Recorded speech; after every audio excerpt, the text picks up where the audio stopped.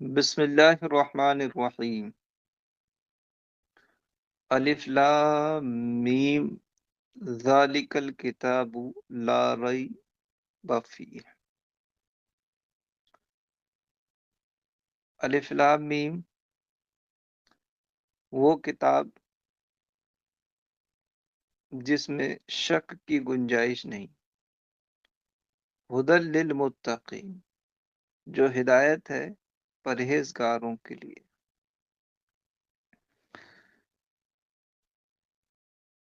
اللہ رب العزت نے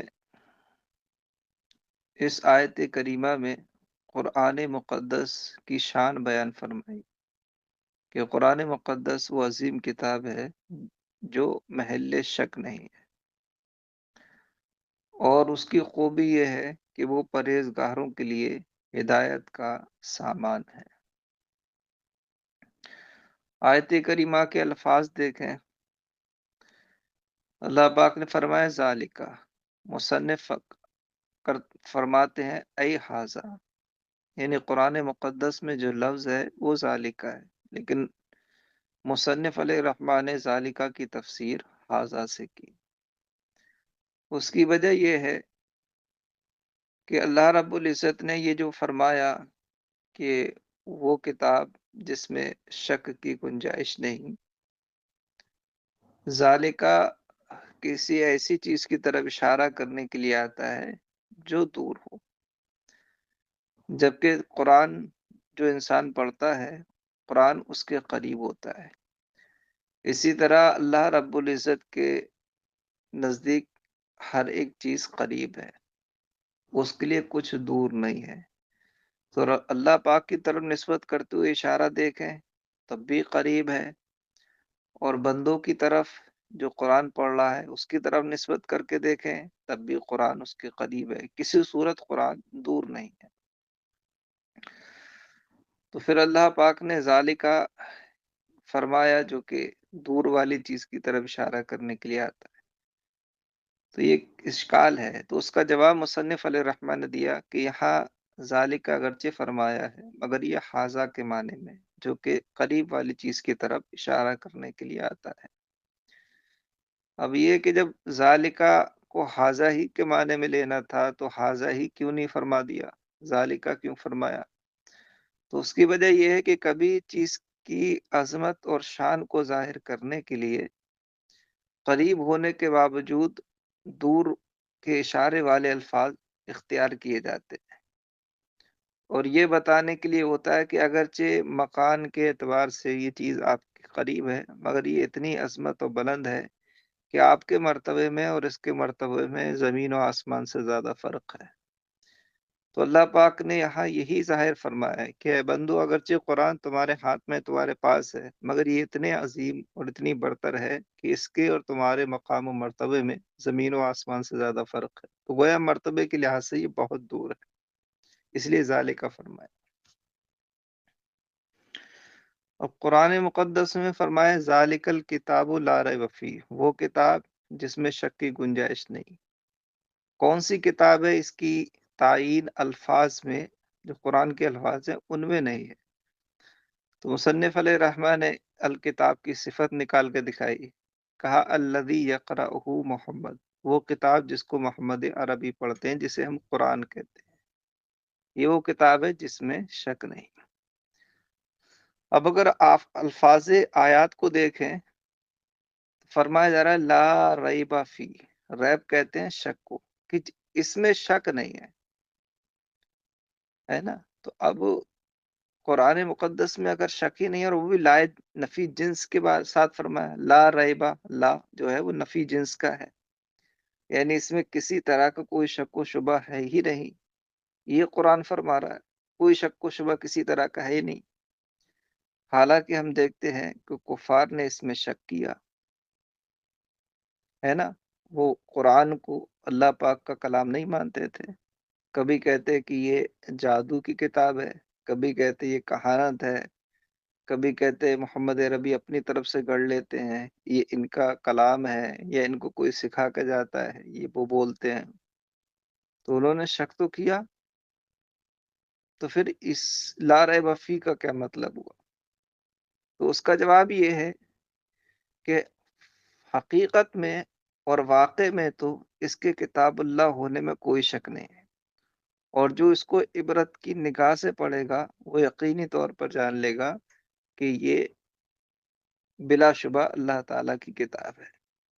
اگر کوئی شک کرتا ہے تو یہ شک اس کی اپنی عقل کی خرابی اور فکر کی کوتاہی اور سمجھ کی کمی ہے۔ نفس الامر اور واقع میں یہ کتاب بالکل شک اور شبہ کا محل نہیں ہے۔ تو یہاں جو فرمایا لا ریب فی، یہ حقیقت اور واقع کے اعتبار سے، کہ حقیقت اور واقع اعتبار سے اس کے کلام اللہ ہونے میں کوئی شک اور شبہ نہیں ہے۔ اگر کوئی شک و شبہ کرتا ہے تو یہ اس کی فکر اور فہم کی کمی ہے۔ فرماتے ہیں ذالکا ای حاضل کتاب، یعنی یہ کتاب، الذی یقرأہ محمد صلی اللہ تعالی علیہ وسلم، جسے محمد عربی صلی اللہ تعالی علیہ وسلم پڑھتے ہیں، لا ریبا شک فی، اس میں کوئی شک نہیں۔ اس بات کا شک نہیں، انہ من عند اللہ، کہ یہ اللہ تعالیٰ کی طرف سے ہے، اس میں کوئی شک نہیں۔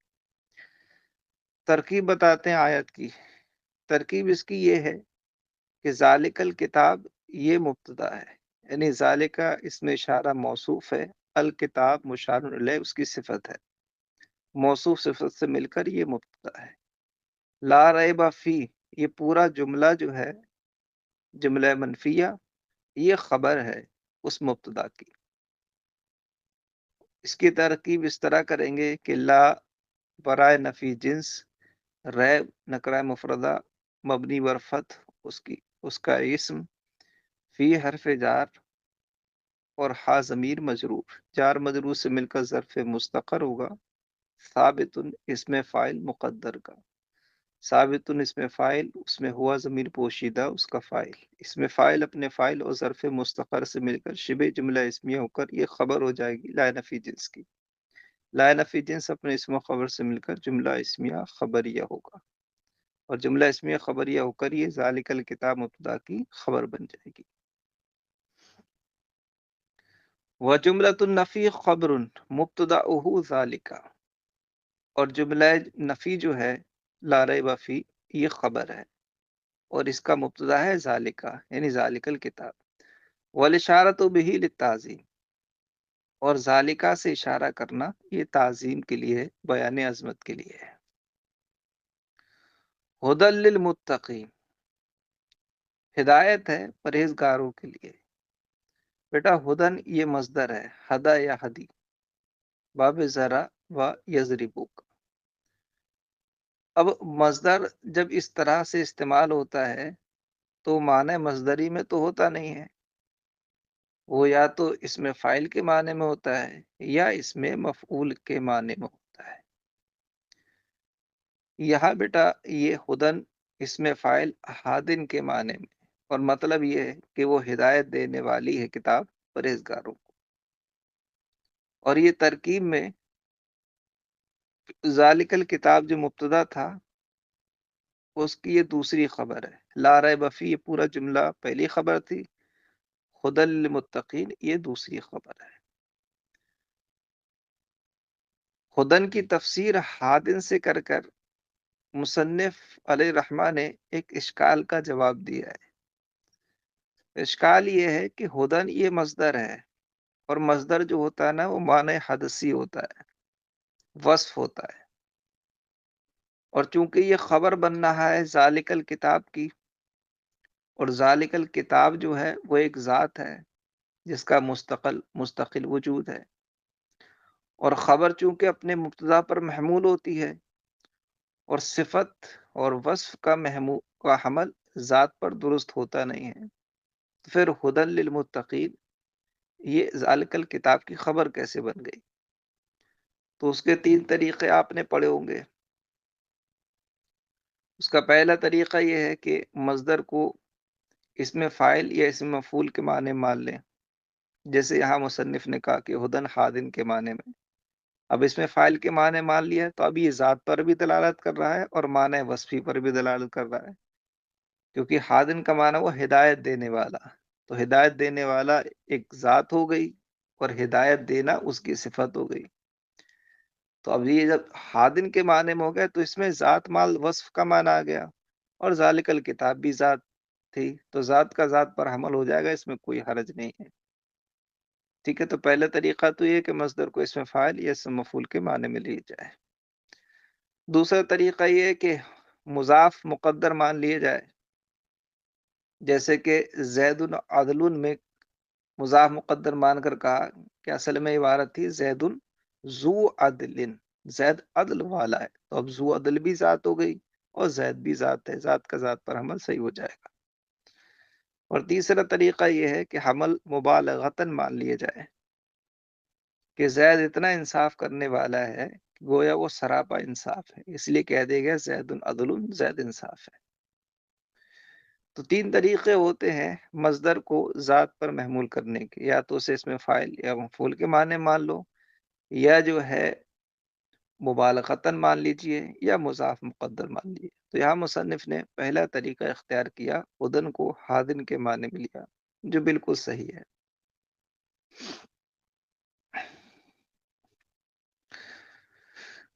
اور یہاں مبالغہ کا بھی قول کیا جا سکتا ہے، کیونکہ قرآن ہدایت دینے میں بہت زیادہ بلند مقام پر ہے نا، اور یہ اس کی ہدایت اتنی کہ گویا یہ کتاب سراپا ہدایت ہے، تو ہدی للمتقین کا حمل ذالک الکتاب پر مبالغتاً بھی مان لیتے ہیں، ہو سکتا ہے کہ مصدر ذکر فرمانا مبالغہ کے لیے، یہ بھی کہا جا سکتا ہے۔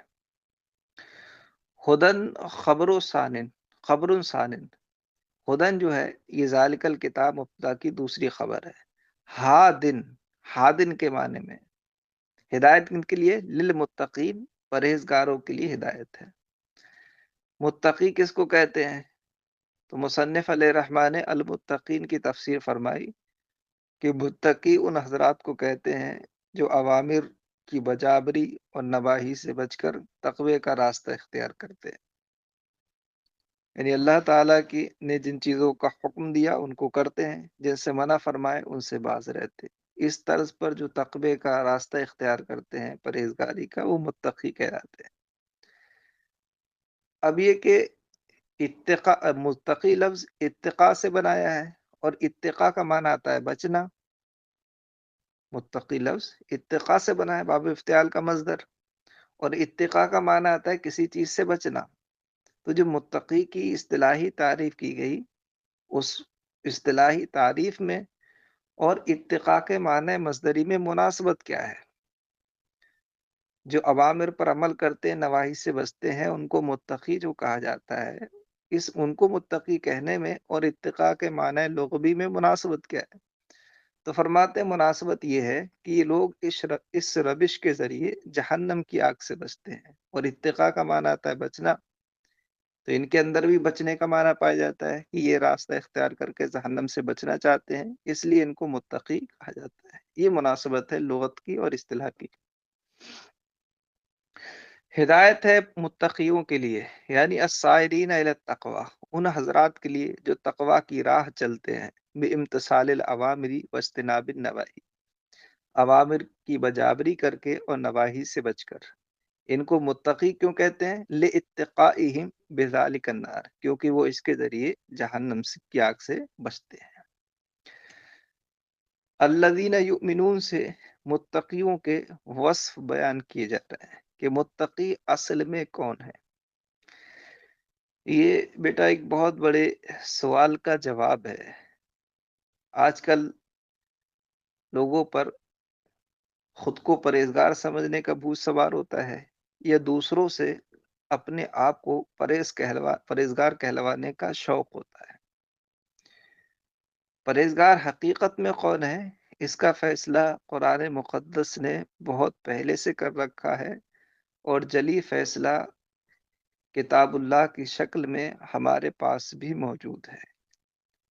متقیوں کے جو اوصاف قرآن مقدس نے بیان کیے، اگر کوئی ان اوصاف کا حامل ہے تو بلا شبہ وہ متقی ہے، اور اگر ان اوصاف کا حامل نہیں ہے تو پھر خود کو متقی سمجھ لینے یا دوسرے کے ہم کو متقی کہہ دینے سے کچھ نہیں بنتا ہے، بلکہ ایسی صورت میں خود کو متقی کہنا سخت ناجائز و حرام، اور دوسروں کے کہنے پر خوش ہونا یہ اپنے دل میں سیاہی اور تاریکی لانا ہے نا؟ اور اگر واقعی متقی ہے تب بھی اللہ کی نعمت سمجھ کر خوش ہونا، یا کوئی کہتا ہے تو اللہ کا احسان سمجھ کر خوش ہو جانا، اس میں مذائقہ نہیں ہے، لیکن اپنے آپ کو یہ سمجھنا کہ ہم بہت بڑے پرہیزگار ہو گئے ہیں، یا دوسرے کی تعریف کو اپنا ذاتی کمال سمجھنا، یہ بھی ہلاکت اور بربادی ہے۔ تو متقی کون ہے؟ ان چند آیات کے ذریعے انسان جان سکتا ہے۔ فرمایا الذین یؤمنون یصدقون بالغیب، وہ جو ایمان لاتے ہیں غیب پر۔ بیٹا یؤمنون کی تفسیر مصنف نے یصدقون سے کی، کیونکہ ایمان اصطلاح میں تصدیق ہی کا نام ہے۔ تصدیق ما جاء بہ النبی صلی اللہ تعالی علیہ وسلم، کہ جو کچھ اللہ تعالیٰ کی طرف سے اس کے محبوب لے کر آئے، اس کے دل سے تصدیق کرنے کا نام ہی ایمان ہے۔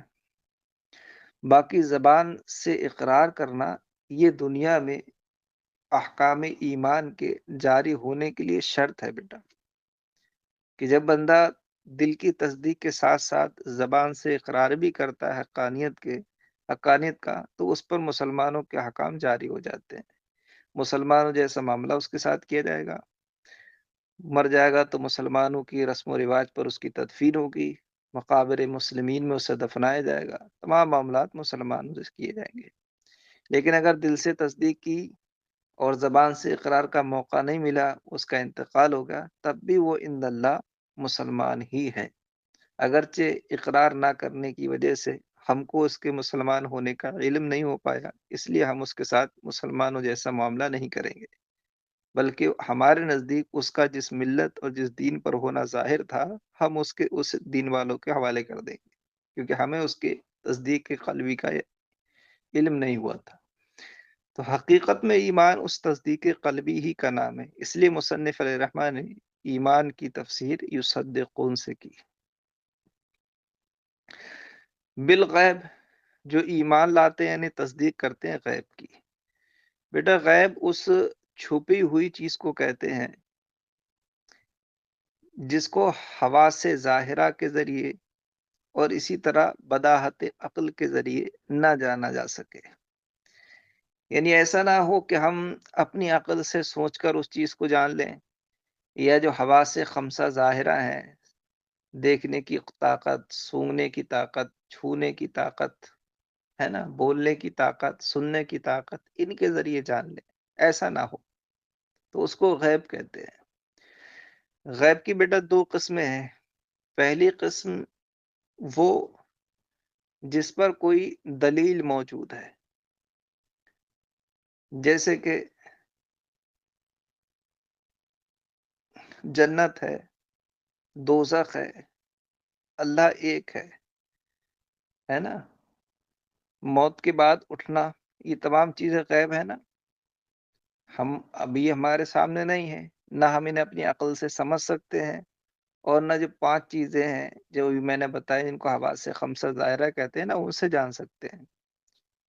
تو غیب تو ہے، مگر اس پر دلیل موجود ہے قرآن و حدیث میں اور عند العقل۔ قرآن مقدس نے موت کے بعد اٹھنے کا بیان فرمایا، جنت کا بیان فرمایا، دوزخ کا بیان فرمایا کہ یہ سب موجود ہیں اور اس میں لوگوں کو جانا ہے، تو ہمیں اس کا علم ہو گیا ان دلیلوں کی بنیاد پر۔ اسی طرح اللہ ایک ہے، اس پر قرآن مقدس میں بھی دلیل ہے اور عقلاً بھی دلیل ہے کہ اللہ ایک ہے۔ تو یہ غیب تو ہوا کہ ہماری نگاہوں سے اوجھل ہے، مگر اس غیب پر دلیل قائم ہے اور اس دلیل سے ہم اس کو جانتے ہیں۔ ایک وہ غیب ہوتا ہے جس پر کوئی دلیل نہیں ہے، جیسے فلانی عورت کے پیٹ میں کیا ہے، بارش کب ہوگی، انسان کل کیا کرے گا، فلاں انسان کہاں مرے گا، ہے نا۔ یہ تمام چیزیں جو ہیں یہ وہ غیب ہے کہ جس پر قرآن و حدیث وغیرہ میں کوئی دلیل نہیں ہے۔ تو یہ جو دوسری قسم ہے یہ غیب کی اعلیٰ قسم ہے۔ انبیاء علیہ السلام، اولیاء کرام وغیرہ وہ جو علم غیب ہوتا ہے وہ یہی دوسری قسم والا ہے، باقی جو پہلی والا قسم کا غیب ہے وہ تو ہم کو بھی حاصل ہے۔ ہم بھی کہہ سکتے ہیں کہ جنت ایسی ایسی ہے، دوزخ ایسی ایسی ہے، مرنے کے بعد یہ ہونا ہے، ہم کہہ سکتے ہیں، لیکن ہمارا کہنا اس وجہ سے نہیں ہے کہ بغیر دلیل کے ہم نے اللہ تعالیٰ کی عطا سے جان لیے، نہیں، ہمارا کہنا بنا دلیل ہے کہ ہم نے دلیل میں دیکھا ایسا ہے، اس لیے ہم نے کہا۔ تو جو پہلی قسم کا غیب ہے اس پر بیٹا ایمان لانا بھی لازم ہے، اور یہ غیب ہر ایمان والے کو حاصل ہے، سب کو پتہ ہوتا ہے۔ باقی جو دوسری قسم کا غیب ہے یہ وہ ہے جس کو اللہ تعالیٰ اپنے بندوں میں سے جسے چاہتا ہے عطا فرماتا ہے۔ انبیاء علیہ السلام کو اس نے عطا کیا اور ان کے واسطے سے اولیاء اکرام کو عطا کیا۔ تو یہاں جو غیب سے مراد ہے وہ پہلی قسم کا غیب۔ اس لیے مصنف علیہ رحمٰن نے اس غیب کی تفسیر کی تو بعث سے کی، یعنی موت کے بعد اٹھنے سے کی، جنت سے کی، دوزخ سے کی، اس غیب سے کی جس پر دلیل قائم ہے، کیونکہ اسی پر ایمان لانا ہم پر فرض ہے۔ باقی جو اور علوم غیبیہ ہیں ان پر مطلقاً ایمان لانا تو ہم پر لازم ہے کہ اللہ نے انبیاء علیہ السلام کو غیب دیا، اپنے بندوں کو غیب دیا، یہ ایمان لانا واجب ہے۔ لیکن تفصیلاً کہ یہ غیب دیا، یہ غیب دیا، یہ غیب دیا، ہر ایک کی تفصیل کے طور پر ایمان لانا ہم پر واجب نہیں ہے۔ الذین یؤمنون یصدقون بالغیب، جو ایمان لاتے ہیں یعنی تصدیق کرتے ہیں غیب کی، بما غاب عنہم، یعنی ان چیزوں کی جو ان سے غائب ہیں۔ کیا ہے وہ چیزیں؟ من البعث والجنتی والنار، جیسے کہ موت کے بعد اٹھنا، جنت اور دوزخ وغیرہ۔ وَيُقِيمُونَ الصَّلَاةَ، اور نماز قائم کرتے ہیں۔ ایک ہوتا ہے نماز کا پڑھنا اور ایک ہوتا ہے نماز کا قائم کرنا۔ عربی میں جب بھی بولا جاتا ہے تو اقامت صلاۃ ہی بولتے ہیں، نماز کا قائم کرنا، اور نماز پڑھنا یہ ہمارے اردو کے الفاظ ہیں، لیکن معنی دونوں کا ایک ہی ہے۔ اقامت صلاۃ کا معنی ہے نماز کو اس کے واجبات، سنن وغیرہ کی رعایت کر کے پڑھنا، یعنی اس کے حقوق ظاہرہ کی رعایت کرنا اور اس کے حقوق باطنہ کی رعایت کرنا، یعنی خلوص کے ساتھ پڑھنا، دل اللہ کے سوا کسی اور کے ساتھ مشغول نہ ہو، پوری توجہ ارکان صلاۃ ادا کرنے میں حاضر رہے، یہ باطنی جو حقوق ہیں ان کی بھی رعایت کرنا۔ تو حقوق ظاہرہ اور باطنہ کی رعایت کر کے جو نماز پڑھی جاتی ہے اس کو اقامت صلاۃ کہتے ہیں اور اسی کو نماز پڑھنا کہتے ہیں۔ باقی ہمارے عوام جس طرح نماز پڑھتے ہیں وہ نماز اگر ظاہری شرائط اور فرائض کی تکمیل کے ساتھ ہے اگر، تو فقہاً تو صحیح ہے، اس سے فرض بھی ساقط ہو جائے گا، مگر یہ وہ عبادت نہیں ہے جو اللہ تعالیٰ کی جانب سے مطلوب ہے۔ وہ اللہ پاک کی جانب سے وہ نماز مطلوب ہے جس میں حقوق ظاہرہ اور باطنہ کی ہر طرح سے رعایت ہو۔ وَيُقِيمُونَ الصَّلَاةَ أي يَأْتُونَ بِهَا بِحُقُوقِهَا، اور وہ نماز قائم کرتے ہیں، یعنی نماز پڑھتے ہیں اس کے تمام حقوق کے ساتھ۔ وَمِمَّا رَزَقْنَاهُمْ آتَيْنَاهُمْ يُنْفِقُونَ فِي طاعَةِ اللَّهِ، اور اس میں سے جو ہم نے انہیں عطا فرمایا اللہ کی طاعت میں خرچ کرتے ہیں۔ یہاں قید نہیں لگائی کہ خرچ کرنا ان کا لازمی طور پر ہے یا نفلی طور پر، ظاہر یہ ہے کہ یہاں ہر طرح کا خرچ مراد ہے، لہذا اس میں زکوٰۃ و عشر اور صدقات واجبہ ہیں اور صدقات نافلہ، یہ سب اس میں داخل ہیں۔ مما رزقناہم کا ذکر فرمانا بندوں کو رغبت دلانے کے لیے اور یہ بتانے کے لیے کہ جو مال ہے تمہارے پاس اس میں بخل نہ کرو ہماری راہ میں خرچ کرنے سے، کیونکہ جو کچھ تمہارے پاس ہے وہ حقیقت میں ہمارا ہے جو ہم نے تم کو برتنے کے لیے دیا ہے۔ تو ان کو انفاق فی سبیل اللہ کی طرف مائل کرنے کے لیے اللہ پاک نے مما رزقناہم یہ فرمایا، اور یہ ایک بہت عمدہ طریقہ ہے کہ جس انسان سے کسی چیز میں اندیشہ ہو کسی چیز کی وجہ سے، تو اس چیز ہی کی حقیقت واضح کر دی جائے جس سے اندیشہ ہے۔ انسان چونکہ مال کو اپنا سمجھنے کی وجہ سے اس کے خرچ میں بخل کرتا ہے، ورنہ اگر کسی اور کا مال اس کو پکڑا دو، جس کو معلوم ہو کہ میرا تو ہے نہیں، تو انسان اس کو خوب لوٹاتا ہے، سوچتا ہے میرا کیا جا رہا ہے، جس کا ہے اس کا جا رہا ہے، میرا تھوڑی جا رہا ہے۔ لیکن جب اپنا مال خرچ کرنے کی بات آتی ہے تو اس کو چونکہ اپنا سمجھے ہوئے ہے، اس لیے اس کے خرچ میں بخل کرتا ہے۔ تو اللہ پاک نے اس وجہ ہی کی حقیقت بتا دی کہ یہ تمہارا نہیں ہے، یہ ہمارا ہے، ہم نے تو تمہیں بس برتنے کے لیے دیا ہے۔ تو جیسے تم دوسرے کا مال خرچ کرنے میں کوئی بخل نہیں کرتے ہو، بھر بھر ہاتھوں خرچ کرتے ہو، اسی طرح یہ ہمارا ہے، اس کو بھی ہماری راہ میں خرچ کرو۔ وَمِمَّا رَزَقْنَاهُمْ آتَيْنَاهُمْ يُنْفِقُونَ فِي طاعة اللَّهِ، اور اس میں سے جو ہم نے انہیں عطا فرمایا اللہ کی راہ میں خرچ کرتے ہیں۔ وَالَّذِينَ يُؤْمِنُونَ بِمَا أُنزِلَ إِلَيْكَ، اور وہ جو ایمان لاتے ہیں اس پر جو تمہاری طرف اتارا گیا۔ کیا اتارا گیا؟ اے القرآن، یعنی قرآن۔ وَمَا أُنزِلَ مِن قَبْلِكَ أي التوراة والإنجيل وغیرہ، اور وہ جو تم سے پہلے اتارا گیا، یعنی تورات، انجیل وغیرہ۔ وَبِالْآخِرَةِ هُمْ يُوقِنُونَ، اور آخرت پر وہ یقین رکھتے ہیں۔ اے یعلمون، یعنی آخرت کو وہ یقینی طور پر جانتے ہیں۔ اولئک الموصوفون بما ذکر علی ھدی من ربہم واولئک هم المفلحون۔ اب یہ جو سب صفات بیان کی متقیوں کی، اب ان صفات سے متصف جو حضرات ہیں ان کا انجام بھی اللہ پاک نے بتایا کہ ان کا انجام کیا ہوگا۔ تو فرمایا اولئک علی ھدی من ربہم، یہ ان کا دنیاوی انجام ہے، اولئک هم المفلحون، اور یہ اخروی انجام ہے۔ دنیاوی انجام یہ ہے کہ جو ان صفات سے متصف ہیں وہ صاحبان ہدایت ہیں، صاحبان رہنمائی ہیں وہ، اور اخروی انجام یہ ہے کہ المفلحون، وہ کامیاب ہیں، یعنی جنت پانے والے اور دوزخ سے بچنے والے ہیں۔ تو اللہ نے دنیا بھی ان کا انجام بھی بتا دیا اور آخرت والا انجام بھی بتا دیا۔ اولئک الموصوفون بما ذکر، وہی لوگ جو متصف ہیں ان مذکورہ اوصاف سے، علی ھدی من ربہم، اپنے رب کی طرف سے ہدایت پر ہیں، واولئک هم المفلحون، اور وہی کامیاب ہیں، یعنی الفائزون بالجنت الناجون من النار، یعنی جنت کو پانے والے اور دوزخ سے بچنے والے ہیں۔